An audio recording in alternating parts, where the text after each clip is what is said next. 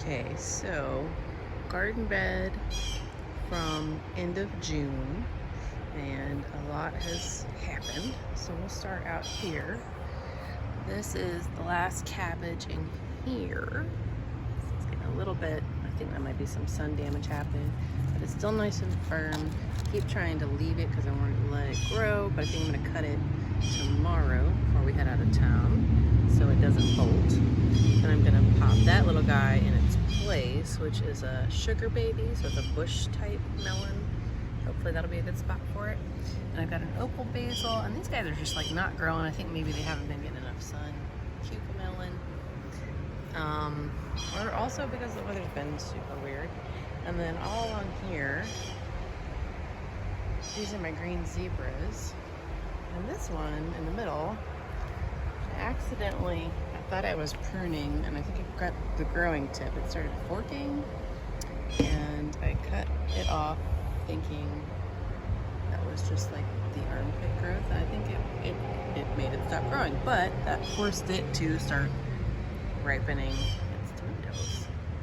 So I've got a nice fruit set here, and these are supposed to be green with some striping. So obviously these will be the first ones that we get. This one, which was actually the first plant out and is still growing up, also has some fruit set. It's got one close to the bottom there. It's looking kind of shiny. And so I think we got a little bit to go on that. But I've also interplanted, again, more cucamelons. That's a volunteer anise hyssop. They're all over the place this year. And some Genovese basil, large leaf basil, halfway right there. And then, because I have a little walking path here in my bed, I'm thinking green zebra.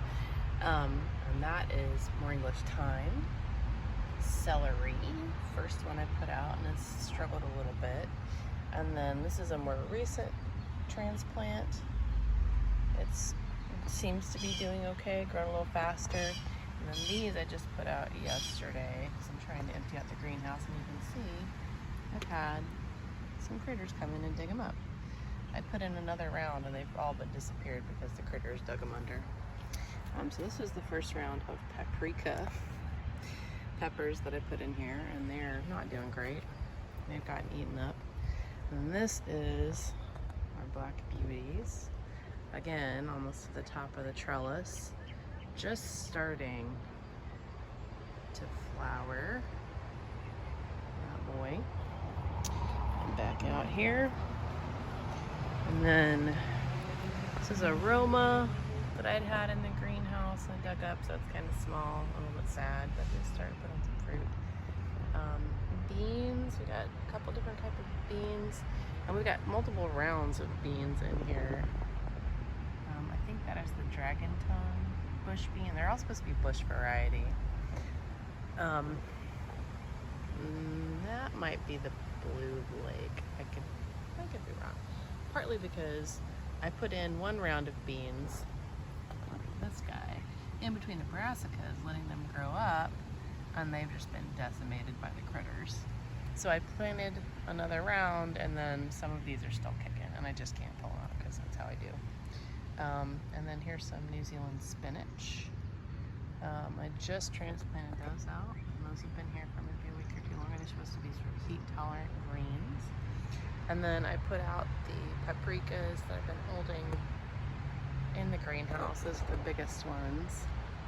And I put some little stakes in for support.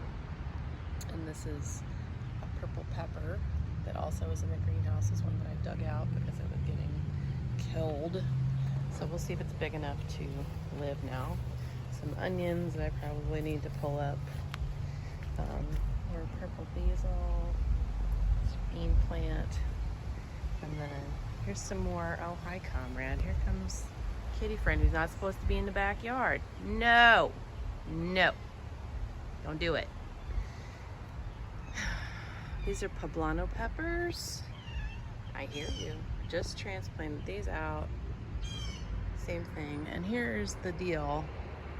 This magical beast that I'm not sure if it's a cauliflower are Brussels sprout. I've never grown either successfully, so I don't know what they look like when they get big. No, don't do it. No. Crazy cat walks along the fence. She knows she's not allowed to be in the backyard. But yeah, anyway, I'm trying to hang on and let that be whatever it's gonna be because it's so majestic.